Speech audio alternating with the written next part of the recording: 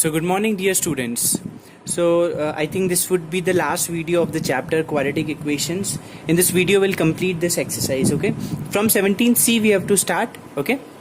So I'm reading the question. It says a mail train takes 2 hours less than a passenger train to cover 192 kilometers. So there is one mail train and another one is the passenger train and the mail train is taking 2 hours less than the passenger train to cover 192 kilometers. If the speed of the mail train is 16 kilometers per hour more than that of the passenger train, find the speed of the passenger train. That means the speed of the mail express mail train is 16 kilometers per hour more than the passenger. So let the speed of the passenger train be x kilometer. Then the speed of the mail express will be mail train. This is only will be x plus 16 kilometers per hour because it is 16 kilometers per hour more. Time taken by the passenger train PT I am representing 192 upon x. Time is what? Distance upon speed. So 192 upon x. Again time taken by the mail express mail train will be 192 upon x plus 16 because the speed is x plus 16. Now mail express takes 2 hours less than the passenger train. So this is the speed of the mail express. This is the speed of the passenger train. If I subtract -2, see this is the timings. These two are the timings actually. So the timing of mail express is equal to timing of the passenger train. If you subtract -2 from this one, okay, we'll get the equalized equation, okay, because this is taking 2 hours less. So subtract 2 hours from the passenger train, so they both will be equal. Hence on solving we got the equation x square plus 16x minus 1536 equal to 0. Okay, on splitting the middle term we got x plus 48 x minus 32. Now put x plus 48 equal to 0, so we will get x equal to minus 48. Just wait.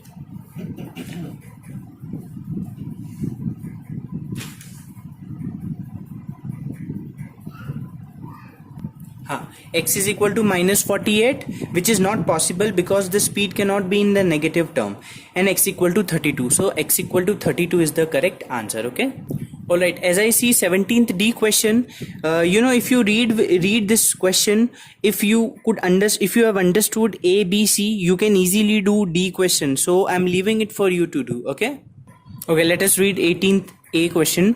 The speed of boat in still water is 15 kilometers per hour. The speed of the boat in still, that means a quiet water, which is not like constant water, that is 15 kilometers per hour.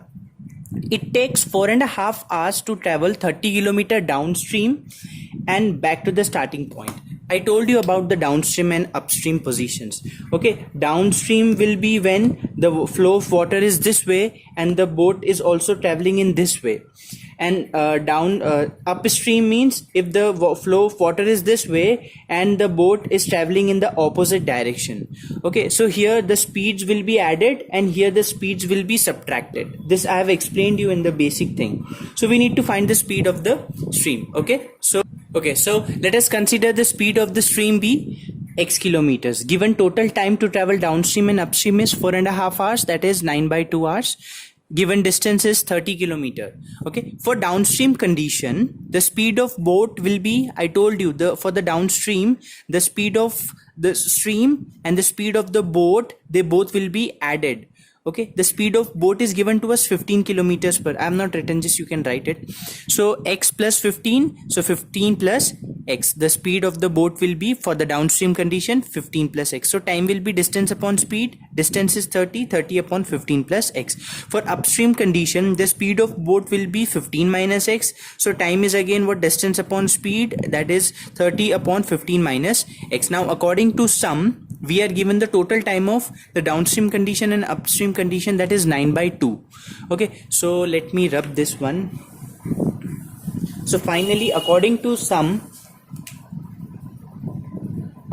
the question, 30 upon 15 plus x plus 30 upon 15 minus x is equal to 9/2.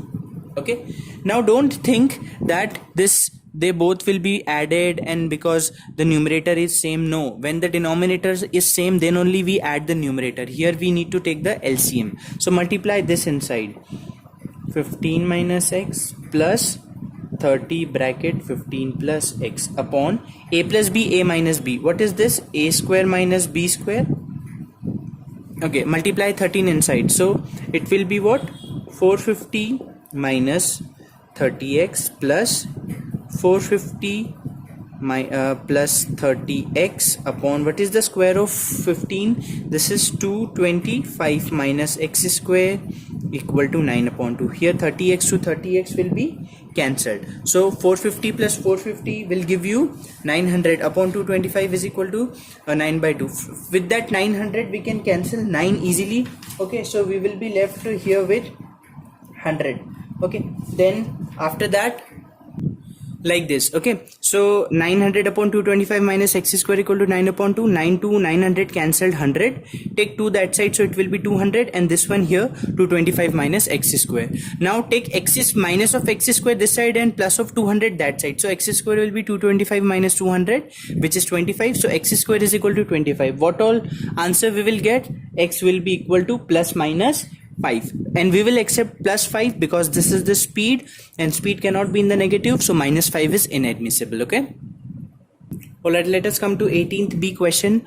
An aeroplane takes 40 minutes less to fly 3600 kilometers with the wind blowing at 30 kilometers per hour than the time it takes to fly against the same wind. Okay, say for example, if this is the aeroplane. Okay, so what happens with aeroplane? If it is flowing, that means if it is flying with the speed of the wind, then it will be a downstream condition for us. Okay, and if the aeroplane is flying against the speed of the wind, then it will be the upstream condition. So there we are talking in terms of like boat and water, and here we are talking in terms of air and the wind. Okay, so let us do this. Okay, so let the speed of the aeroplane when there is no air be x kilometer, as if we take the speed of boat in still water, that means where there is no flow. That is why we are taking the speed of aeroplane when there is no air be x kilometers per hour, and given distance is 3600 kilometers, speed of the wind is 30 kilometers per hour. When aeroplane flying in the direction of wind, the speed of the aeroplane, the speed will be added. That means the speed of aeroplane and speed of wind we need to add because it is going in the direction. So time is distance upon speed. Distance is this one, so time is this one. When the aeroplane flying against the direction of the wind, the speed of the aeroplane will be x minus 30 kilometers per hour. Time will be the distance upon speed. Now according to question, when the aeroplane is flying in the direction of the wind, it is taking 40 minutes less timing.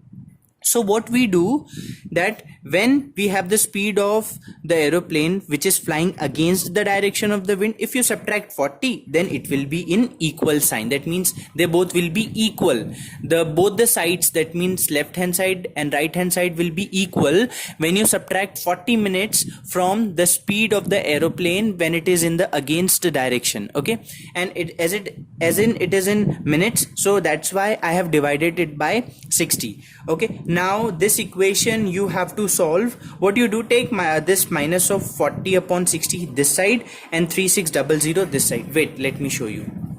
Like this. So do one thing, take minus 40 upon 60 this side, 3600 here. So here 40 upon 60 can be written as 2 upon 3. From this one, from the numerator I have taken 3600 common, so 1 upon this minus 1 upon this equal to 2 by 3. Now you need to solve this and get that quadratic equation and solve. Okay, let us come to the 21st question. 19th I'm leaving for you to do. Okay, you have to do it. You have to use all your brain to do this question. Okay, so 20, a man buys certain number of TV sets at a total cost of 42,000. A man buys, that means he buys certain number of TV sets of rupees 42,000. The cost of each TV set being the same, that means the cost of each TV set is same. had he bought one TV set more, the price of each set would have been less by 100. If he would have bought one TV more, then the price from each and every TV set will be 100 rupees less. How many TV sets did he purchase? Have you understood the last statement, that if he would have purchased one TV set more, then 100 rupees will be less from each and every TV set. Okay, so let us do this. Let the TV set purchased be X. Given the total amount is what? 42,000. Then the price of one TV set will be the total amount divided by how many TVs you have. You will get the price of one TV set. Now, as one TV set more had he bought, then it will be X plus 1. See, this is the number of TV. Let the number of TV sets purchased be X. Just add these two words more. So as one TV set more had he bought, then it will be X plus 1. Okay, X plus 1. So the price of each TV set will be the total amount upon X plus 1. Now, according to question, if he would have purchased one more, then 100 rupees will be less. So the one purchased minus whatever actual purchase, that means whatever actual price of one TV set. This is the price of one TV set when one is more added. This is the the original price of one TV set. If you subtract it, you will get 100. Okay, just think it very practically. Okay, think it very practically, you will understand this equation. Okay, this is the price of the TV sets when one TV set is added, that one TV set minus the original, and their difference you will always get 100. Okay, from the numerator I have taken 42,000 common, so here is equal to 100. From this two zeros can be cancelled, 420. Okay, and take the LCM, x minus this x and minus x minus 1. Here x to x is get cancelled. So here minus 1 into 420, so minus 420, and take this x into x plus 1 here. X into x plus 1 will give you x square plus x. X square plus x. Take minus 420 this side, so plus 420. Now this x can be split as 21x minus 20x plus 420. Now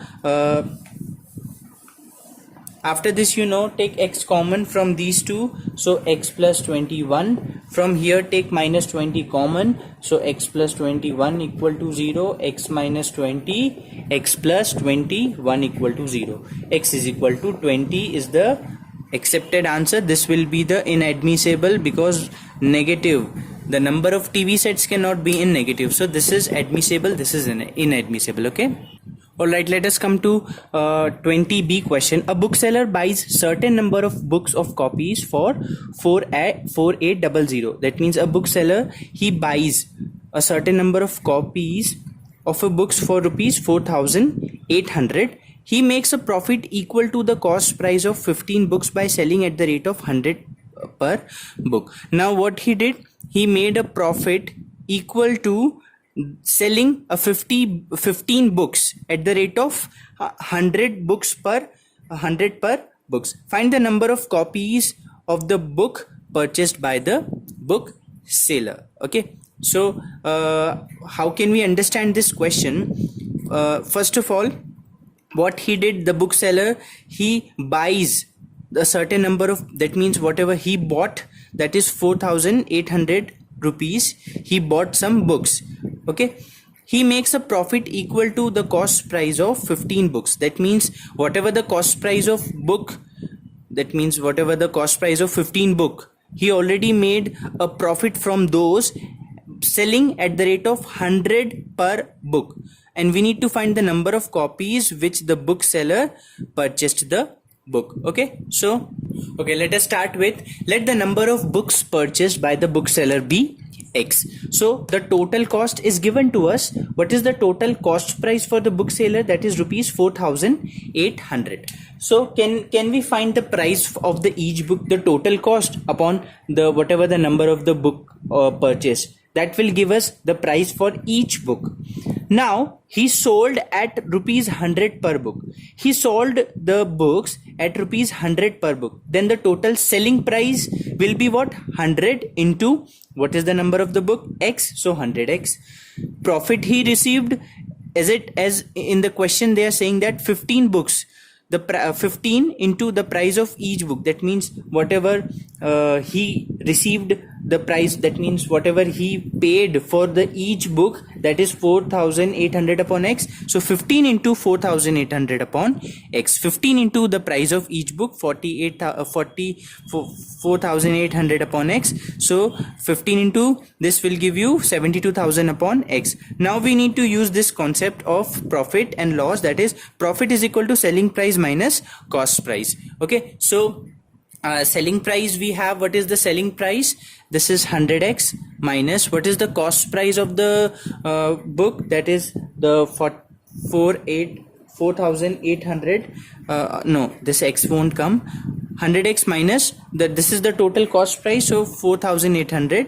Now we just need to solve. Take 100 common from here, so 100 taken common, 100 minus 48 is, and here 72,000. So this 200, 2 zeros to 2 zeros you can cancel. Take x this side, so 720 is equal to x square minus 48x. Understood? Okay, here x will come. Take 720 that side, so x square minus 48x minus 720 equal to 0. Now you need to split minus 48. You can split by minus of 60x and plus of 12x minus 720 equal to 0. Now you need to find the factor of it. Okay, let us come to 22nd A1. 21st will be homework for you, okay, that you have to do it. 22nd A and B together can do work in 72 minutes. A and B, they together can do the work in 72 minutes. 72 minutes we can understand like 1 hour and 12 minutes. But B takes 1 hour more than A takes to do the same work. B is taking 1 hour more than A to do the same work when each works alone. Find the time taken by A and B, each working alone to do the same work. So we need to find the separate work done by A and work done, that means how much time which is required for A alone and B alone to do the same work. So let us do. Given first of all, this is given that let A's and B's work together can do in 72 minutes. Now we are considering let the A's work alone be x minutes and B's work alone, when they do alone, be x plus 60 in minutes. I'm writing 1 hour, it is taking more, B is taking 1 hour more, so I'm writing it in minutes, that is x plus 60. A and B's together can do work in 72 minutes, then they work in 1 minute. Then their work in 1 minute will be, or you can write then their work, then in 1 minute they will work by 1 upon 72. Okay, now according to question 1 upon x, see how I have written 1 upon x. I have already found that if they together can do in 72 minutes, then in 1 minute it will be 1 by 72. So for A, what will be for the 1 minute? 1 upon x, and for the B, 1 upon 1 plus 60, and they together do in 1 upon 72. So this is, we are taking in terms of 1 minute per minute. Okay, so this I got, take the LCM. Okay, so finally this equation we got as a quadratic equation. Minus 84 is splitted as minus 120x plus 36x, and from here x is equal to 120 I got, and here minus 36 which is inadmissible. So 120 minutes is what? 2 hours. So A's work is 2 hours and B work will be 2 hours plus 60 minutes, that is actually the 3 hours. Okay, let us come to the last question of the chapter. A takes 5 days less than the time taken by B to do the same work. Here again A and B. A is taking 5 days less to do the same work as B takes. They can do the work together in 6 days. If they both do the work together, they complete that work in 6 days. Find the number of days in which each of them can do the work separately. Now we have to find their number of days in which they can separately do the work. Okay, again this is a very similar question with the previous one. Let the B can do work alone in x days, then the A's work will be x minus 5. Okay, because A is taking 5 days less.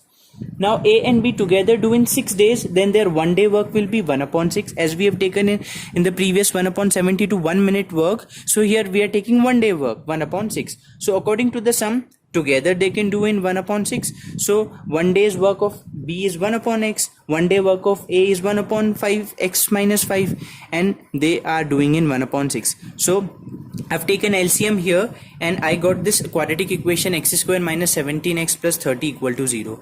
I've split it and I got the answer as x minus 2, x minus 15 equal to 0. So from here x equal to 2, x equal to 15.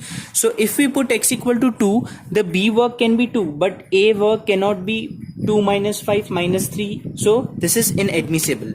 So we are going to accept this answer. Okay, 15A will be 15 minus 5, 10, and B work is 15 days. So that's it in the quadratic chapter.